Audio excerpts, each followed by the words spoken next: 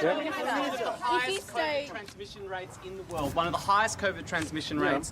We're approaching 6,000 deaths so far this year. Was a decision taken that this is an acceptable number? And if not, what are you doing to stop 50 deaths from COVID a day in Australia?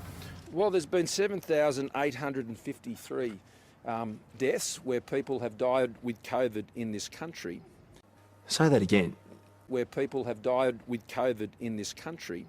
With COVID. There's been 2,376 in aged care since the pandemic started. There have been 65 deaths in the last 24 hours of people who died with COVID. Say that again. There have been 65 deaths in the last 24 hours of people who died with COVID, and 15 of those were in aged care. And every single one of these deaths from the outset of this pandemic is a terrible loss for the families of those who have been lost.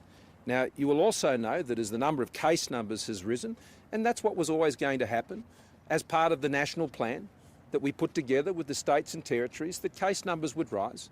And there were some 53,000 case numbers yesterday. And what you see when you have case numbers at that level is that people, when they pass away from many other causes, they will die with COVID. Say that again. When they pass away from many other causes, they will die with COVID. From many other, they will die with COVID. And their deaths are recorded as COVID deaths. Say that again. And their deaths are recorded as COVID deaths. And their deaths are recorded as COVID deaths. And their deaths are recorded as COVID deaths. But that doesn't necessarily mean, as the premiers themselves have set out, that they passed away because of COVID. That's a very different proposition.